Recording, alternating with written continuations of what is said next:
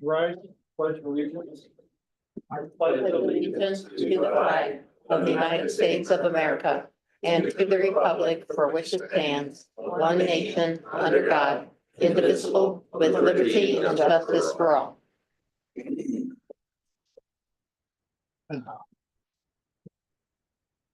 Roll call, please.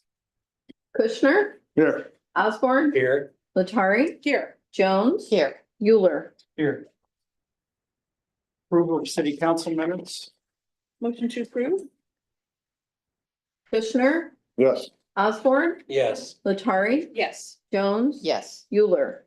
Yes. Thank you. Adoption of agenda. motion to approve agenda as presented. Kushner, Yes. Osborne, Yes. Latari. Yes. Jones. Yes, Euler. Yes. Thank you. We have a proclamation tonight. We have a proclamation for National Farmers Market Week proclamation. Is anyone here? Jamie, all right. yes. How are you? Good, how are you? Good to see you. Hey. Hi. Hey, how are you? Your hair got longer. Huh? Good to see you, Sarah. Used to be our daily Star Journal reporter, right? National Farmers Market Week proclamation, August 3 through 9, 2025. Whereas National Farmers Market Week, now in its 26th year, as declared by the United States Department of Agriculture, celebrates the essential role that farmers markets play in strengthening our local food systems, supporting small businesses, and fostering community connection. And whereas the Warrensburg Farmers Market, located in the city of Warrensburg of Johnson County, Missouri, plays a vital role connecting residents with fresh, locally grown and produced goods, contributing to the $1.7 billion generated annually by farmers markets across the U.S. economy through direct to consumer sales. And whereas since its founding in 1996, the Warrensburg Farmers Market has proudly supported small and mid-sized farms, beginning in veteran farmers and local artisans, providing an accessible, community-centered outlet for selling their goods and sustaining their livelihoods. And whereas for 29 years, the Warrensburg Farmers Market has been rain or shine Saturday tradition. Both, and maybe a little snow once. Pretty close. Okay. Offering everything from farm fresh eggs, pasture raised meats, fruits, vegetables, local honey, handmade crafts, baked goods, soaps, and home essentials. And whereas beyond the goods sold, the market fosters a vibrant sense of place where neighbors gather, families stroll, and even four-legged friends are welcomed with open arms, making Warrensburg Farmers Market stand true to the local history of being the home of man's best friend. So now therefore I, Bruce D. Euler, Mayor, along with the City Council, do hereby proclaim the week of August 3rd through the 9th, 2025 as National Farmers Market Week and celebrate the Warrensburg Farmers Market 29th year of operation in our community. In witness whereof I hereunto set my hand this 28th day of July, 2025.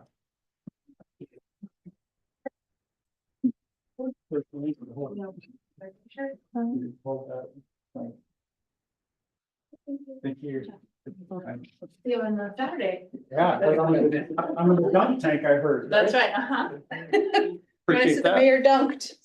Be there at 8 o'clock on the farmer market. Unless Jen wants to take over. I don't dunk, You don't dunk. I don't dunk. And not only no, but bleep no.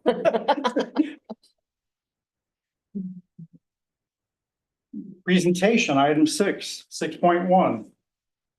Enterprise Fleet Management Discussion presented by Ken Olson, Account Executive, Enterprise Fleet Management.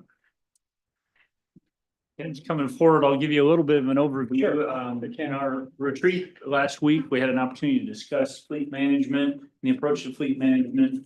Ken Olson is with Enterprise, and he'll get into some of the details. The intention is to give you just a little bit of an overview, give you the opportunity to ask any questions in preparation for budget discussions that are upcoming. But we have a fleet, depending on which vehicles you want to count, and ranging in the 70 range if we're in the pattern of replacing vehicles every 2 or 3 vehicles a year, if that, then we need our vehicles to last in excess of 20 years. So it's just kind of an ongoing budget challenge for any community, and enterprise fleet management or fleet management in general, but enterprises approach the different approach that kind of smooths out that expense and helps with maintaining the fleet. So Ken, I give you the details. All right, thank you. Well, Mayor, City Council, thank you so much for having me this evening. Really appreciate everyone's time.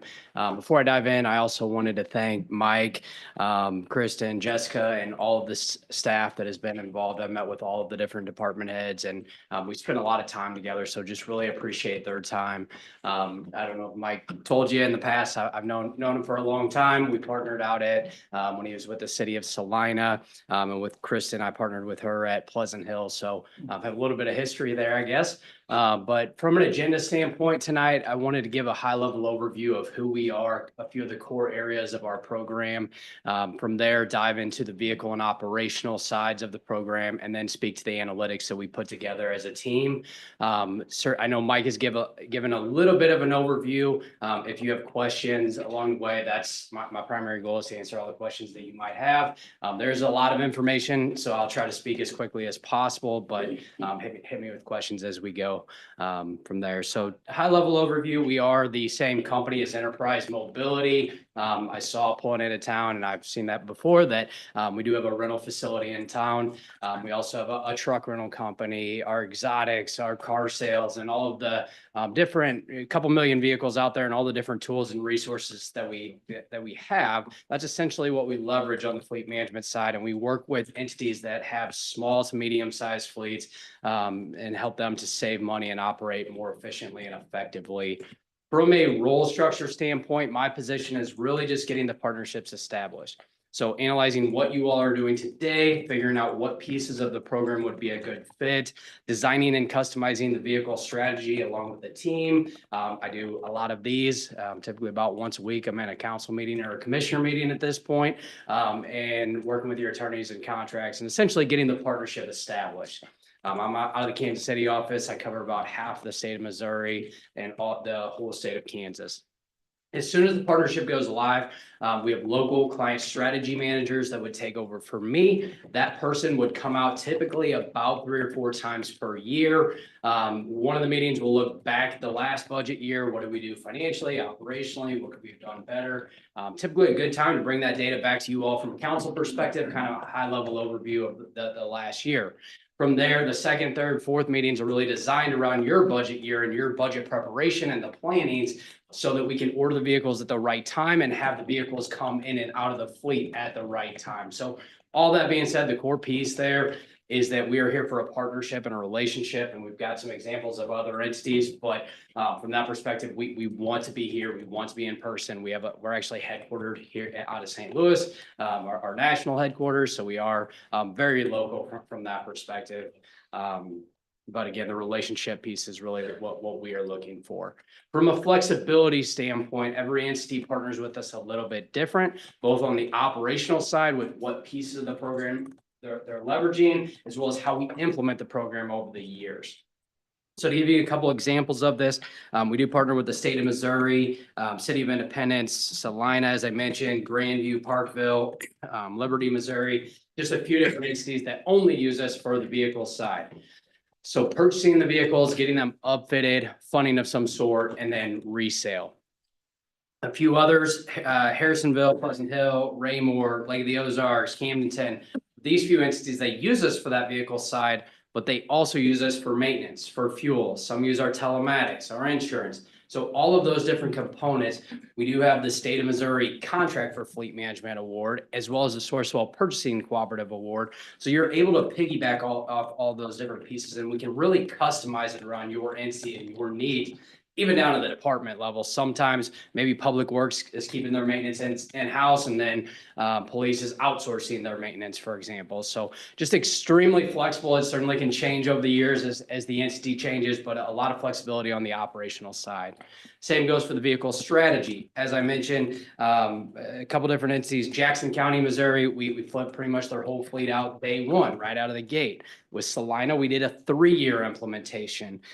With Richmond, Missouri, we're doing a 5-year implementation. So again, we'll work with you from a budget perspective. We put together a few different models that we'll analyze or look at today, both a little more aggressive approach and then a little more streamlined approach. So again, it just speaks to the flexibility of the program and how we implement the model.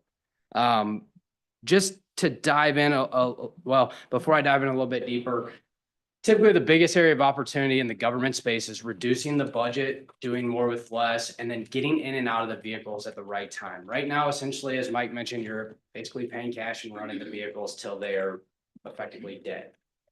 With our model, all of my government agencies are leveraging our equity lease. And this is just a bank finance down to a remaining balance. And then when we sell that vehicle, you get the equity.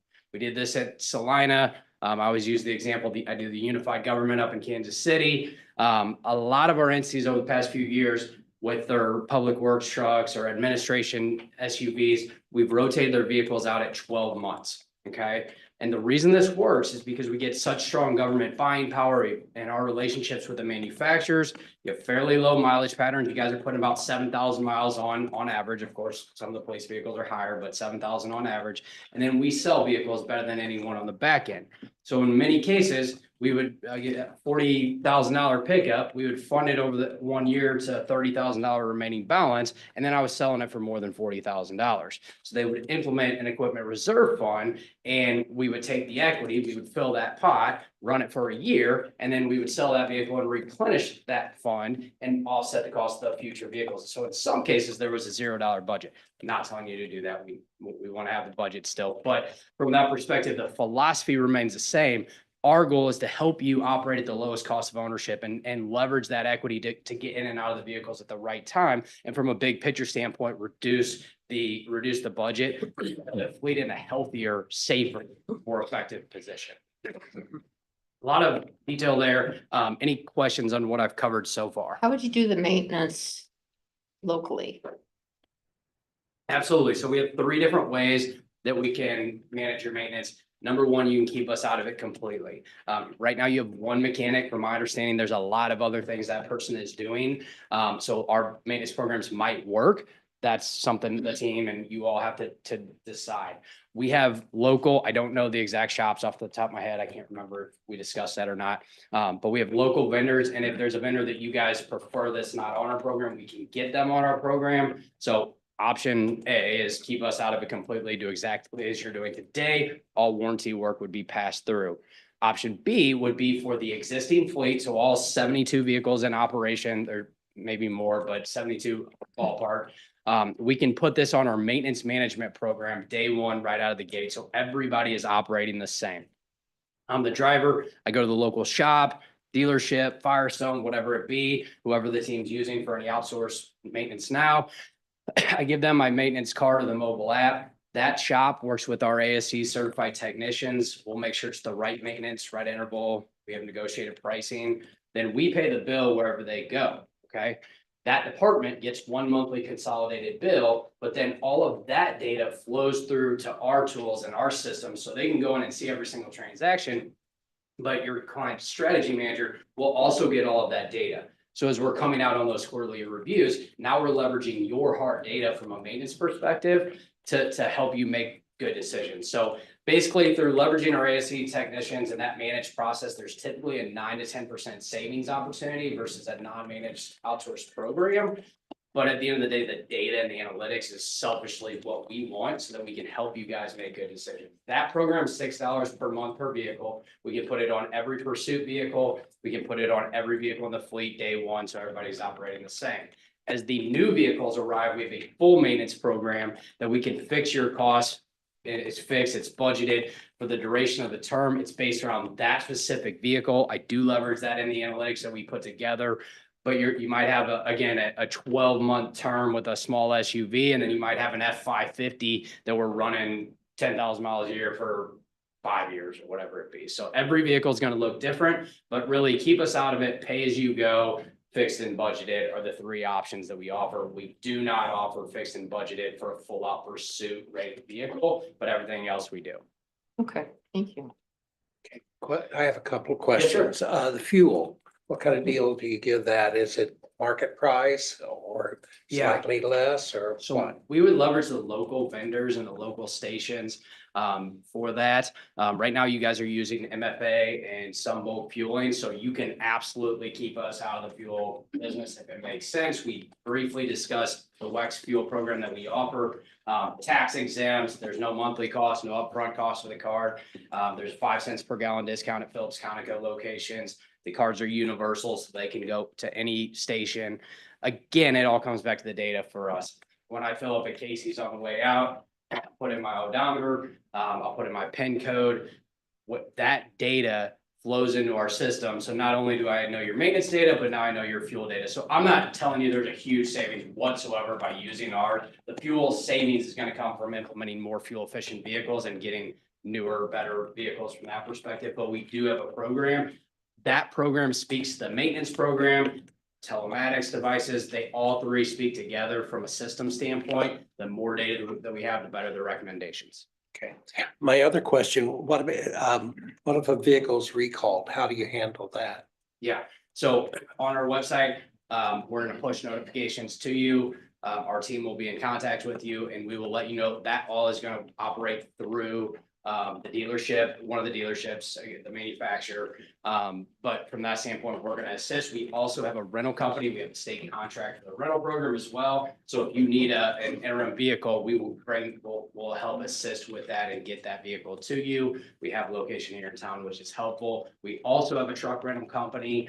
So if we have a little bit medium duty vehicles or box truck or whatever it be, we can help facilitate with that. But at the end of the day, there is recalls, there is warranty work, and that type of stuff is going to happen. Some of our entities, to mitigate that risk, will implement more than one manufacturer.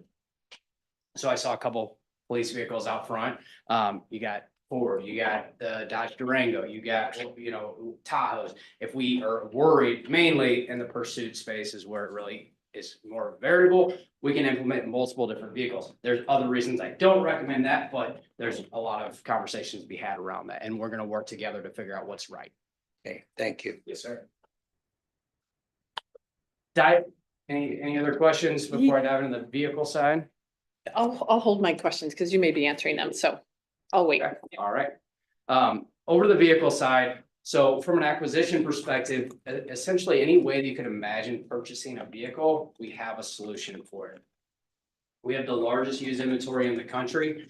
We've got 1 million rental vehicles. I do not recommend that you purchase used vehicles being a government agency, given the government incentives that you get. We have the largest dealer network in the country. Last year, we bought from 15,000 dealerships, both on the rental side and the fleet management side. We deliver our vehicles to local dealers. We buy from them. We have rentals, warranty work, all those different things. Both of those options, along with our pool inventory that we have with our aftermarket vendors, with our rental teams, our fleet management vehicles, all of those options are more of the reactive. If we have a total loss, if we blow an engine, we have a growth option that starts next week. All of those are more your reactive structures to where we can get you back on the road immediately.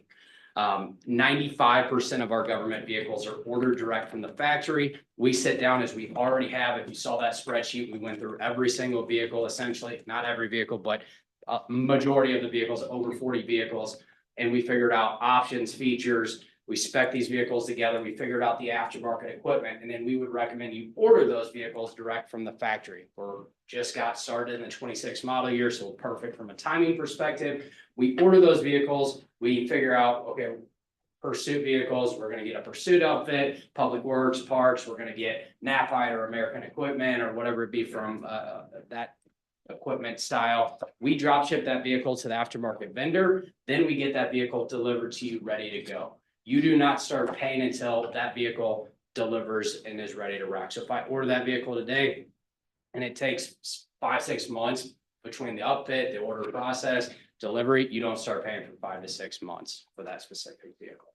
The vehicles that we have now, when the new one comes in, what do you do? What happens with the vehicles? Do you help sell them? Yes, ma'am. So as soon as we drop off that new vehicle, we'll pick up the replacement, whether it's a city-owned vehicle or it's an enterprise vehicle down the road. We'll sell that vehicle on your behalf. We have through the state contractor source, so we have a $400 sale fee. So if it sells for $500, you get 100. If we sell for $30,000, you get 29.6, right? From that perspective, when we sell these vehicles, we're selling them. 85% of the vehicles that we sell are sold direct to our wholesale and franchise buyers. Okay, so the newer vehicles in your fleet, the enterprise vehicles moving forward, we sell those the same way that we sell our rental fleet. And through that direct channel, we typically sell vehicles about 10 to 15% above the auction value or above commercial value index. The other 15% of the vehicles that are 100 to 300,000 miles, 10 to 20 years old, so forth. So regardless, and those would go through our auction channel. So from a logistics standpoint, we're handling all of that. We're selling the vehicles well, but equally as important to all of that, we're analyzing when's the right time to get out of that specific vehicle based upon the equipment, the incentives, the resale market at that time. The resale market's ever changing. We didn't expect COVID was going to happen. We didn't expect the shortages were going to happen. There's a lot of different variables that go into that. And that's where our knowledge and our data that we have from operating a couple million vehicles, we're able to bring that to you to help you get in and out of those vehicles. Last piece, from a financial perspective, essentially any way that you could imagine paying for the vehicle, we offer a solution. So we do have a self-fund model that effectively allows you to pay cash. We hold the title, we keep it on our books for $1 balance. When we sell that vehicle, you get 100% less that $1. It's a cash model more for our commercial clients, but our government clients will sometimes hold equity or put down payments down or whatever that looks like. We have a net lease model, which is more of your retail type lease. I would recommend this to you all in the government agency. There's fees, there's penalties. We keep the equity. Again, more of a retail type model. Our equity lease is what almost all of our government agencies are leveraging. And again, it's just a bank finance down to a remaining balance. And then when we sell that vehicle, you keep the equity. There's no fees for over mileage. There's no fees for wear and tear. There's no fees for early termination. It's all based on the equity of that specific vehicle. So when you get the vehicle back and you have to take the labeling off of it and the stuff off of it, is there a fee for that? Yes, most of our clients handle that themselves, and we have fairly minor, the police and fire will be a different scenario, but for majority of the vehicles, they're fairly light from a decal standpoint. And we recommend that because there is a cost associated with that. We will never sell a vehicle with your name on it. From a liability standpoint, we can't do that.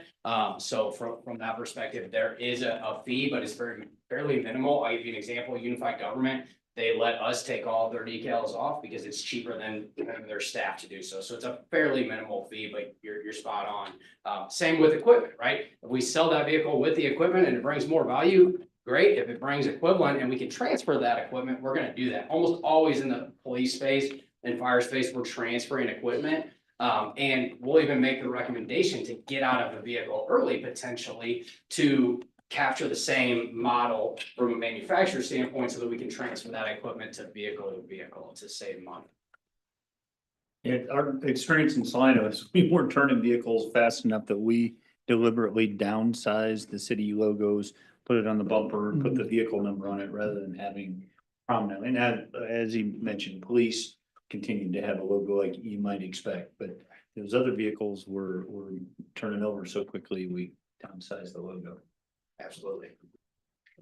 So what vehicles would not be included in that? Basically everything from a 550 on down. We can help with the internationals and the Peterbilts, but everything in the model was essentially the 550s. So what does that mean? I'm sorry. What's a I'm not a vehicle 550? person. Ford F5, so 1-ton pickups at 350 or a 3500. We went up to a 550, so kind of your medium duty type vehicles. Okay. The internationals and the Freightliners and kind of your more semi truck looking models, we're going to run those a little bit longer. Again, we can help with them. We can help you acquire them. We can sell them, whatever you want to do. It's just with the model that we put together, we're primarily replacing those vehicles from 12 to 60 months. And with those heavier duty vehicles, given and even some of the the model with equipment that's $30,000 to $60,000, we're still gonna run those out longer and consistently reevaluate those structures, so. So construction truck sort of size things that Public Works use to spread sand and would be included, but our fire trucks obviously would not be The included. big red fire trucks are not, Yeah. a brush truck and admin truck, stuff like that. All of the police vehicles are included. The parks and the public works type vehicles that have dump bodies or utility beds or cranes, we would help with all of that, those things. But the only thing that's not, and there's ambulance, fire truck, big red fire truck, and, the heavy duty vehicles. So our snow removal trucks, Yep. is that like a 550? Okay, The and, ones that I have in here. okay, and the dump trucks? Yep. Even the smaller, like Park and Rec has a small dump truck that they use for picking up trash and other things. Absolutely. Okay, Yeah, I have 72 vehicles, so I don't know if I'm. Sounds right. I don't know exactly, but majority of the vehicles are in the model. I would say at least 90%, probably more than that, are in the model. a box truck? Yep. And And we'll that's- even go down the other way and go to golf carts or anything of Yeah. that sort.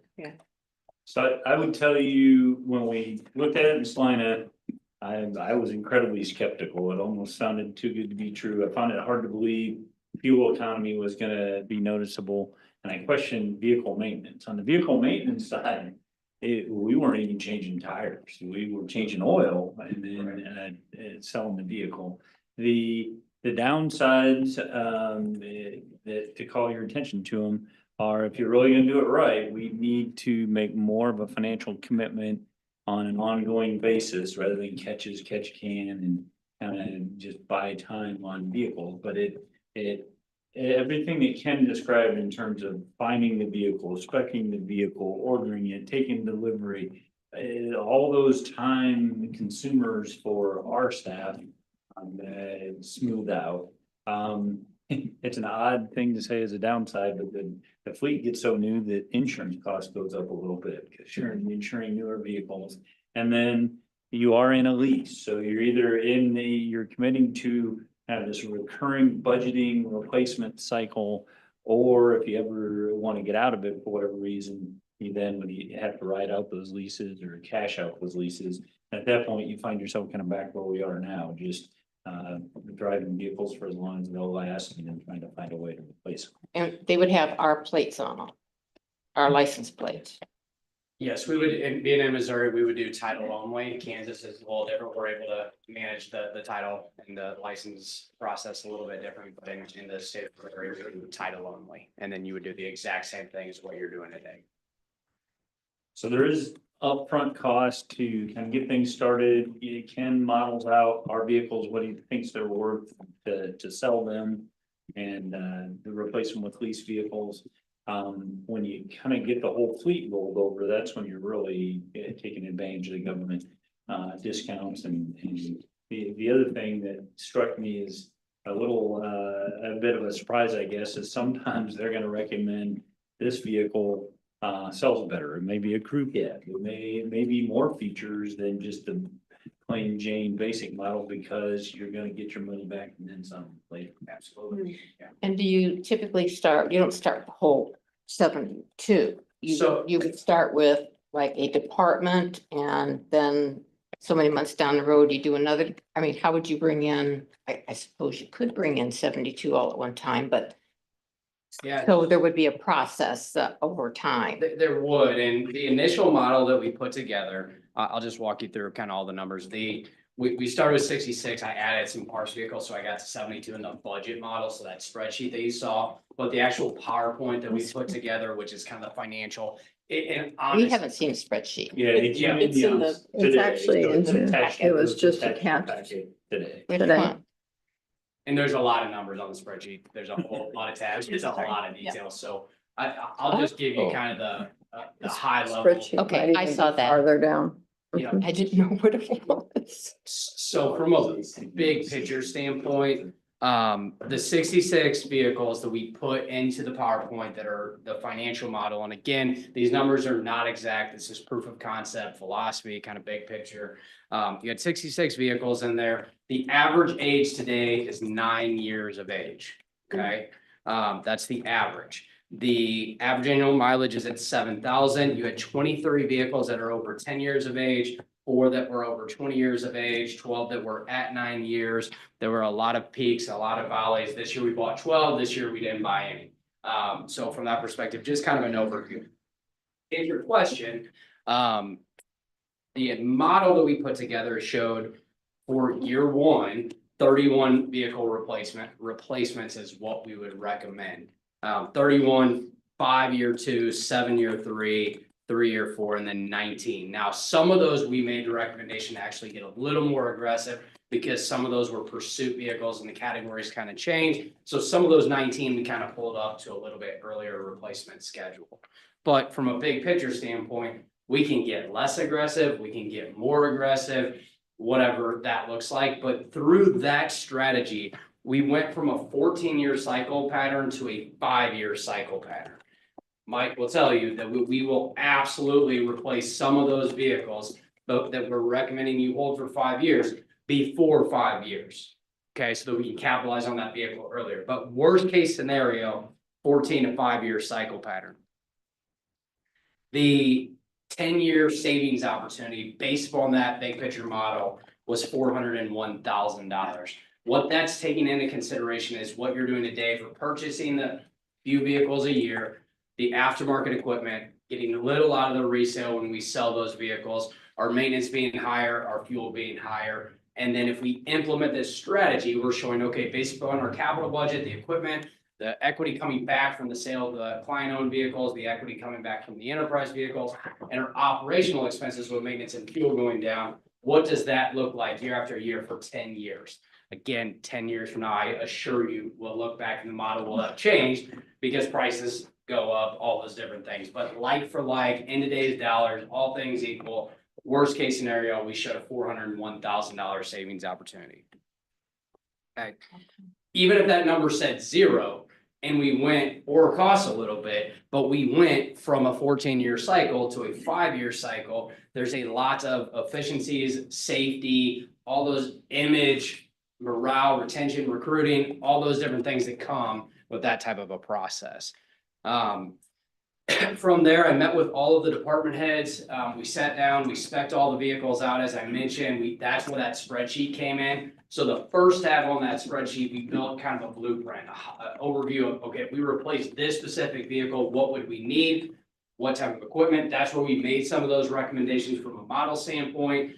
We figured out the aftermarket equipment. And then the next few tabs, we put into a budget model broken out per department, trying to show, okay, this department is going to spend this, the equity from the sale of their client-owned vehicles, the aftermarket equipment cost, that build out, all of that up front, and then our lease expense and the equity down the road. So a lot of numbers in that model, but basically a big picture getting to what can we do from a financial perspective.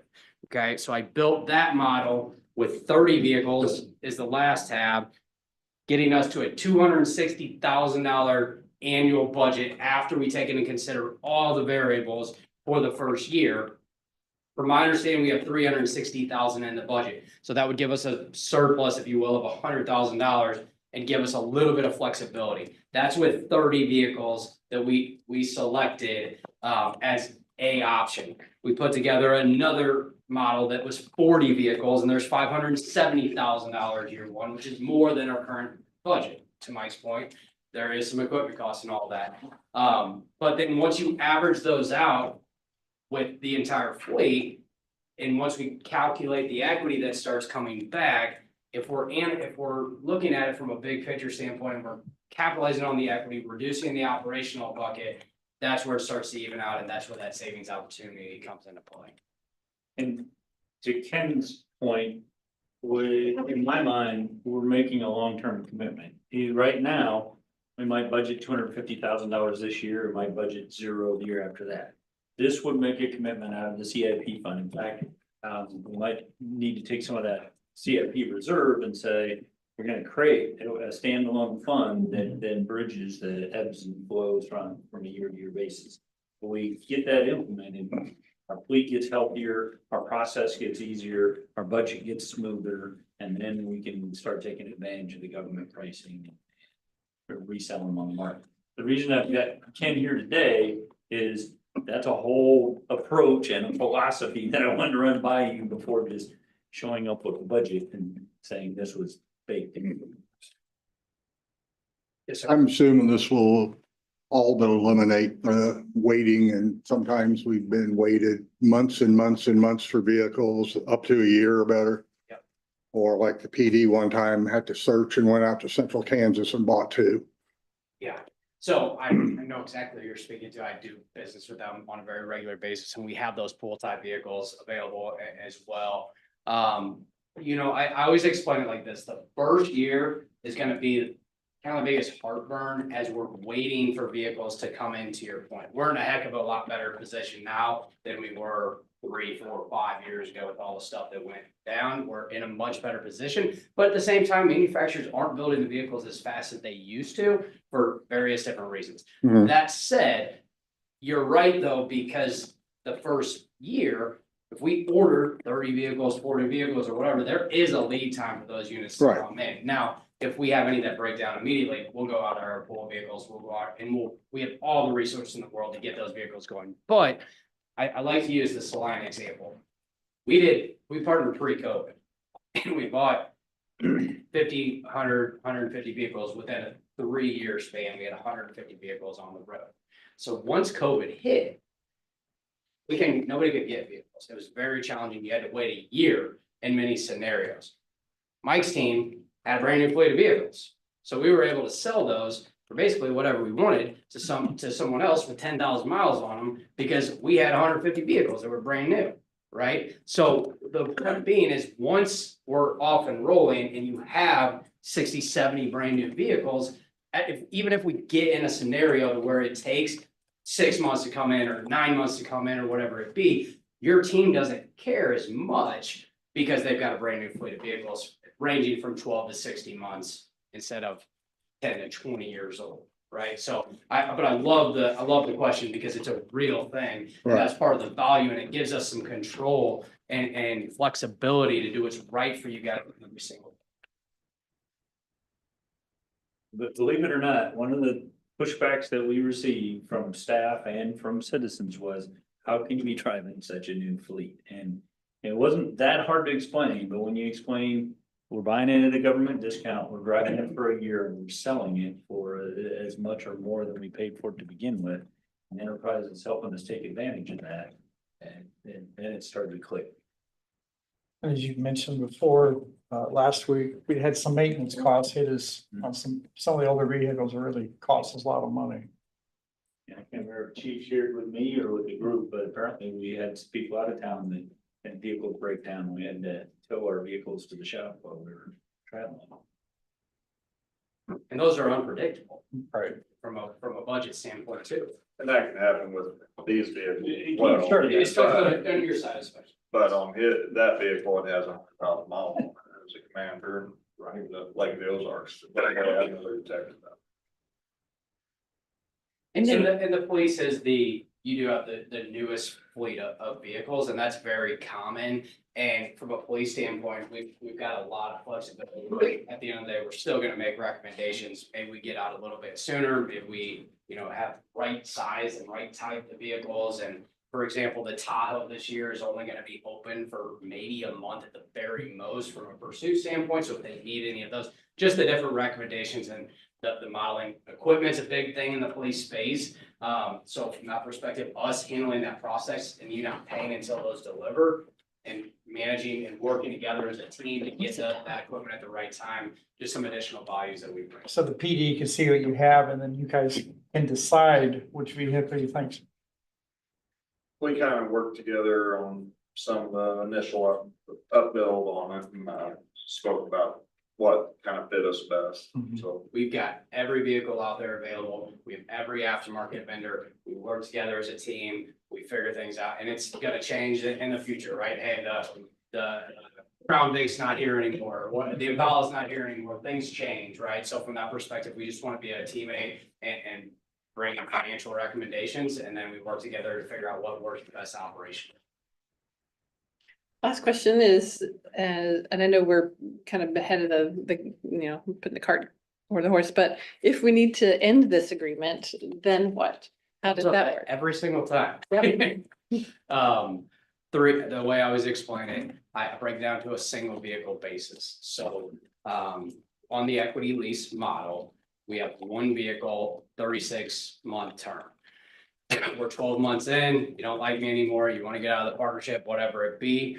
I can pick that vehicle up, sell it on your behalf, give you whatever equity is there. You can write off, pay off the remaining balance if there's $40,000, if it's $20,000, whatever point that vehicle is at from a remaining balance that you owe, you can write that off and then you can run it till it's dead. You can do exactly what you're doing today, whatever you like. The third option and most likely option, and Mike alluded to this, would be that we would extend, if we have 70 vehicles on lease, they're all different terms and they're all different points in, where they're at from a remaining balance standpoint. So we would likely just appreciate those until they're fully appreciated, 5-6 years in. And then at that point, you would be again in a similar position, but you'd be in a better position than you're in today, because right now your average age is 9 years. So you'd probably be at 4 or 5 years at that point. But again, the reason we have that flexibility is, one, yes, we don't want to do business if you don't want to partner with us, right? But more importantly, equally as important, we want you to have the flexibility. If we're at a 36-month term, the market goes up from a resale perspective, and we can get out early and capitalize on that equity, we're going to make that recommendation. We hit a recession and the vehicle market crashes and we can't sell these vehicles for anything or whatever it be. We want you to be able to extend those vehicles out longer, and we will make, I guarantee we make recommendations to get out early and extend out longer. 100% confident that will happen. That's why we truly have that flexibility built into the model. Thank you. One more question. What if one of the vehicles we get is a limit? Yep. I'm just gonna ask that. So we have unbelievable relationships with the manufacturers, given that we buy millions of vehicles every single year. We have teams out of our corporate office, that's all they do is work with these manufacturers on a daily basis. When you are on our program, we have every single transaction from a maintenance perspective. So we're able to leverage that data and show them, hey, we did everything right. Here's the maintenance. We need this. And it's called goodwill, but the manufacturers take care of it. I can't guarantee that. What I can guarantee is I can sell that vehicle and bring in a new one. That's just part of the world. But from a goodwill standpoint, we will absolutely go to bat for you. And that's where this is a partnership. It is a relationship, and we will push the manufacturers when those type of scenarios happen. Hopefully it's very minimal, but stuff is going to happen. This is a very fast moving business in all aspects of it, and things will happen. We're not perfect. Things are going to happen on our end as well. But from that standpoint, we will always go to bat for you. Thank you. I mean, with newer vehicles and lower costs over time, flatten out the budget process, why would a municipality get out of it? What? Right. Yeah, but again, very rare. The only, I would say down to darn near one example that I have. And it was a really poor timing during COVID when we ordered a lot of vehicles and almost all of them got canceled. And so similar stuff like that, and whatever it be, again, we're not perfect. We make mistakes at times, but what I will tell you is that things are going to happen, and it's a hard business and a lot of moving parts. Our people are the best part of our business. In any entity that you talk with, we are there. You will also have an administrative person that's assigned to you all. There's a whole network behind them. And then there's another whole network at our St. Louis office. So we bring a lot of people and really good quality people to the table. And that's where our partnerships are based on a very long term. I have had one or two that went south, but 99% of our partnerships move forward because we have all the flexibility in the world. Any way that you can imagine doing it, we'll work together to figure out what's best, and that's why our partnerships last as long as they do. Well, I think we find it all very interesting, so I appreciate your time, and I'm glad that Mike has experience with it too. That's really helpful for us. So, Absolutely. any other questions for Kim? No. Thank you very much. Thank you so much. I really Thank you. appreciate all the time. Thank you.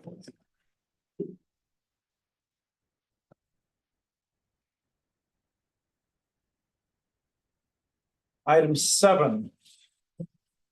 An ordinance to repeal and delete section 2-84 and sections 2-601 through 2-605 of chapter 2 administration and move all reference notes therein to append chapter 2 administration, article 1. In general, section 2-1, disclosure of conflicts of interest of the Code of City Ordinances of the City of Warrensburg, presented by Jim Schneider, City Clerk. Thank you. One of the longest ones. It is. Thank you, Mayor. You Lauren, City Council.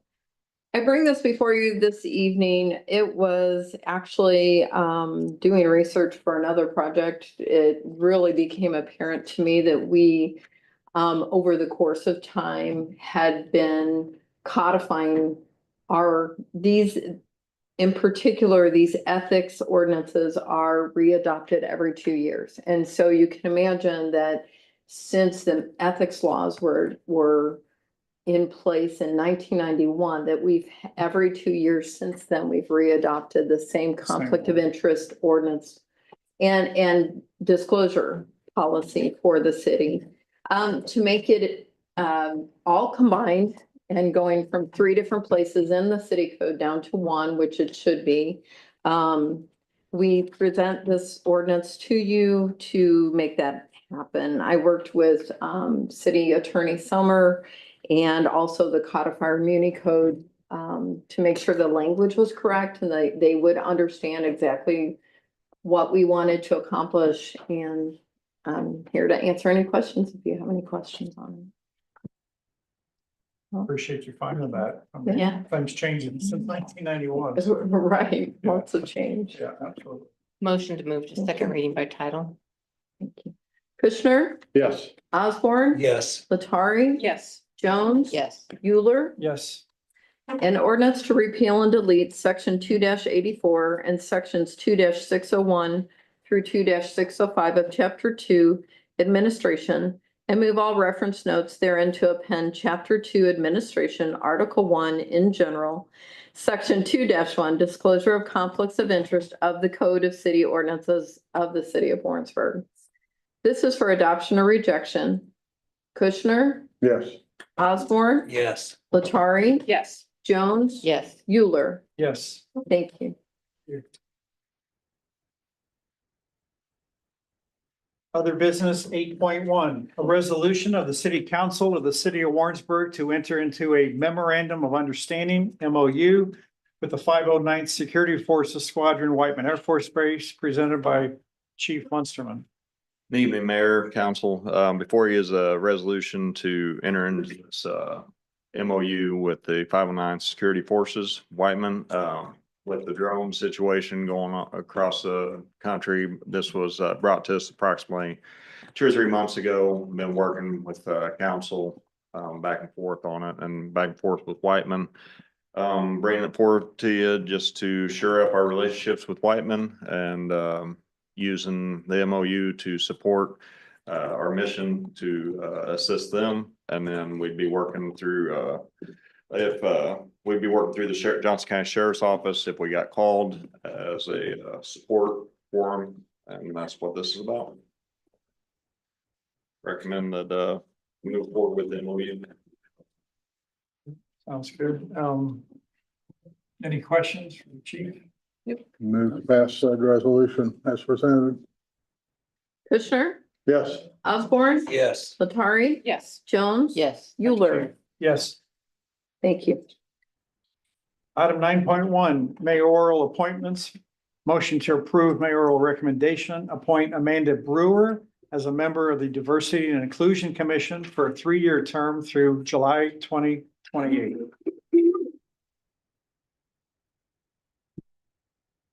Move to approve.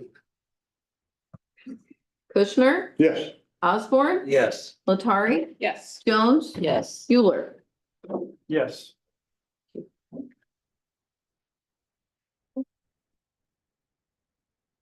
Item 10, appearances to the council not listed on the agenda.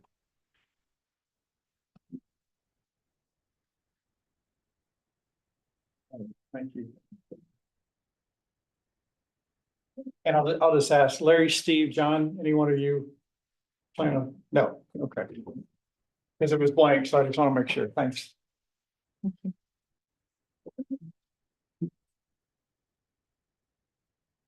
Item 11, miscellaneous matters from the mayor and or city council.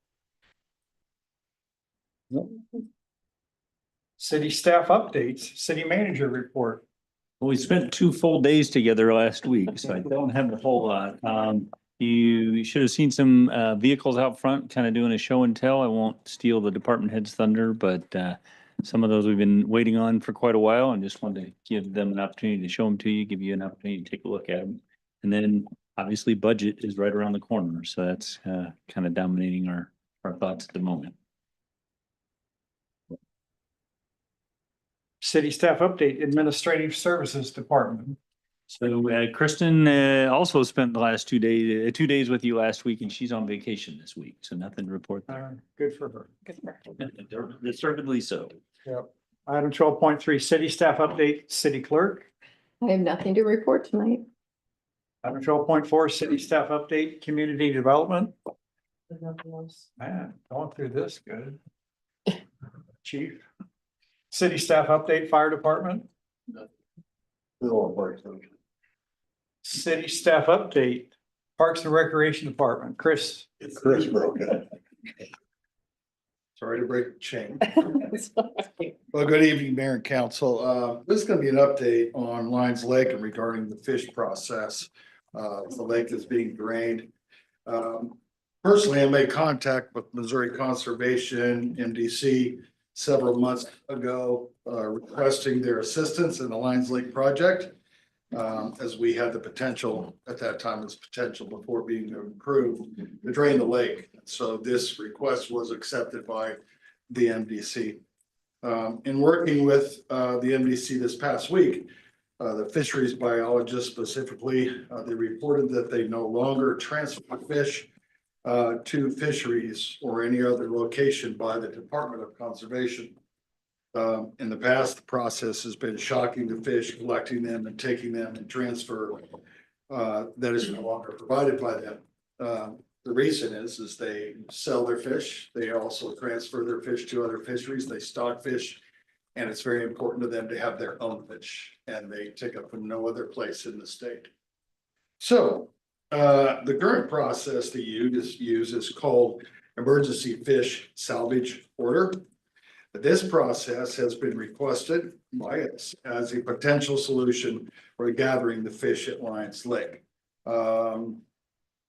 We should get a response from the MDC later on this week, which is expected to be a signature of this order by the director.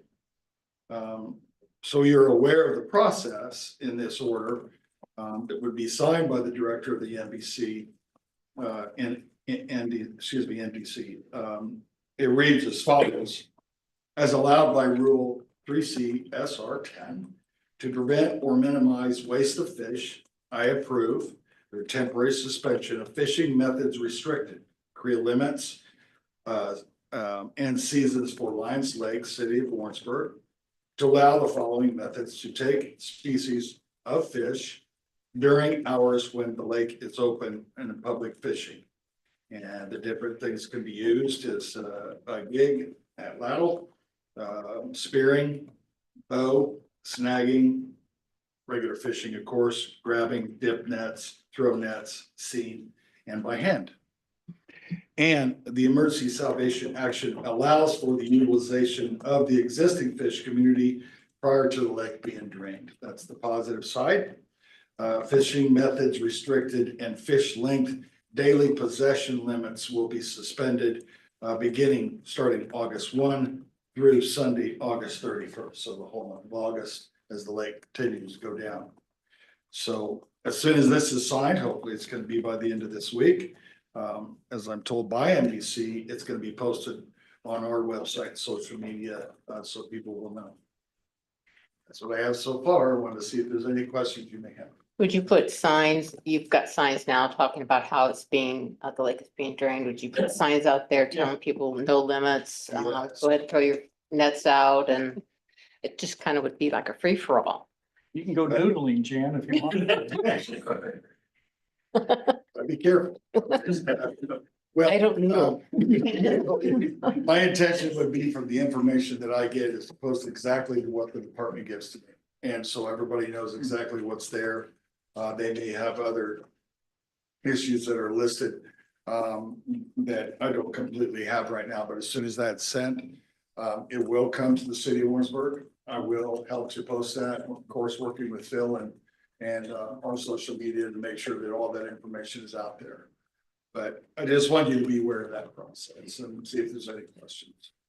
I only have a question. I just drove by just before this meeting. I was there during the weekend. The last 3 years, we've been in a drought.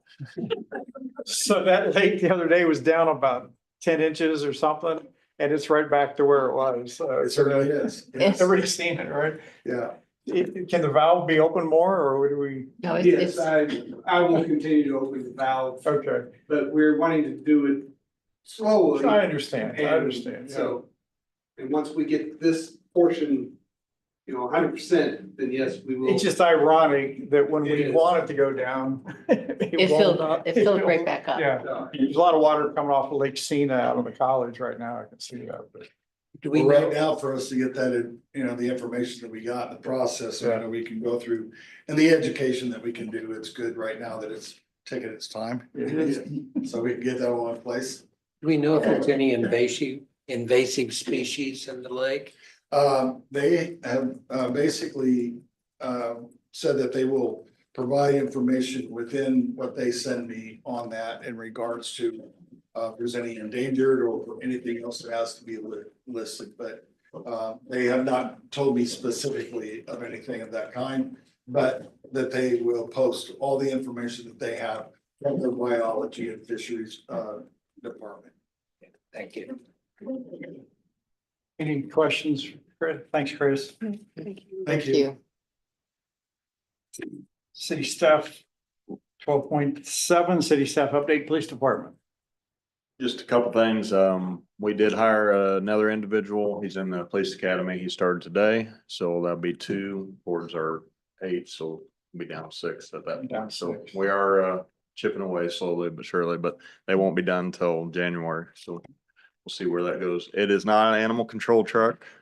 That is a collapsible box that we purchased for vicious, we have vicious dogs or vicious animals that we have to deal with, but it collapses down. I brought it up tonight to show you, so you weren't waiting on me to do that. So Thanks, Chief. I would like to ask, Chief, when you're losing officers, who's poaching them from us? This last one went out of state, back to his hometown, Oh, okay. Indiana or Illinois. He has some personal stuff. So it's not like it was with Sedalia? No, we lost one to Independence, probably 6-8 months ago. Surrounding towns, we lost to. Thanks, Chief. 12.8, city staff update, public works, Phil. Just because I have a few projects going on. Wonderful. As Chris mentioned, we are draining Lions Lake. It is going slow. We're hoping that it's dry out and pick up and be done. Hopefully, we're hoping next Friday it'll be empty. We'll see how it goes, depending on the weather. Next Friday, it'll be empty? Well, the contractor said that it would take 4 to 5 days, but I slowed it down so that it wouldn't take that long. But I'm still thinking that it'll probably be 8 days.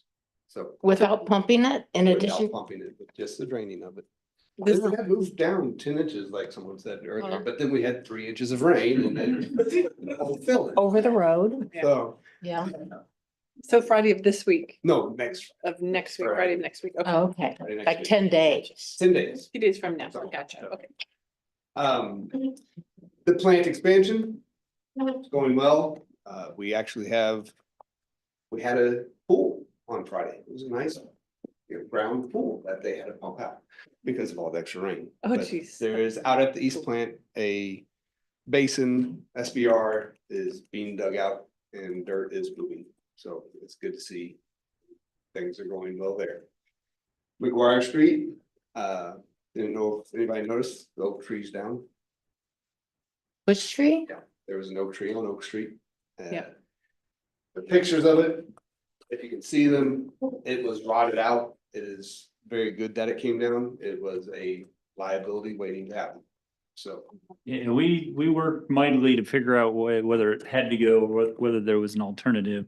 Given the street configuration, the intersection, the traffic signage, it was just too close to the roadway. And then, as it turned out, it wasn't in the best of shape anyway. and we will be planning another one along that area to replace it. So Was there, so I totally 100% believe you, I have no doubt about that. I'm just wondering, was there an arborist, like a certified arborist who looked at that, or? Yeah, so we had harvest with that, but it wasn't removed because of its condition, it was removed because of its location. And it Gotcha. came down today and it was just observed after the tree. Gotcha, okay, gotcha. it was rotted all the way. Bad. Yeah, no, Very bad.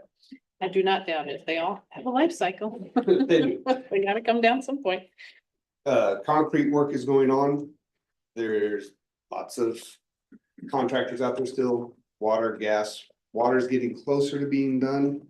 Gas is the slow one. Evergy's down here, putting up poles, getting them moved back. So lots of stuff's going on, hoping to probably have the third concrete crew working. Heading that way on the east side here in the near future as well, so. Capital, our contractor Capital is working around all those others that Phil mentioned. Yes. Notice most of the plates are gone now, or just about. Yeah. That was salty. You. That's just. Yeah, I know. Yeah, you start smoothing some of those out. We've talked with Capital, we'll see what we can do. It's turning into a cost benefit consideration of how much it'll cost versus how long before they'll actually be tearing it back up and. Right. Well, we can kind of slow down, go over the bumps a little bit. Yes, I've perhaps seen use the another. plates out though. Yeah. I don't like the, yeah, I don't like the plates.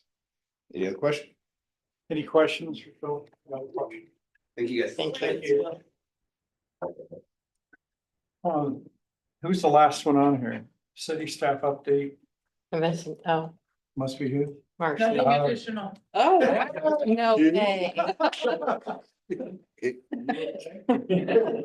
All right, well, with that, we will adjourn. Thank you.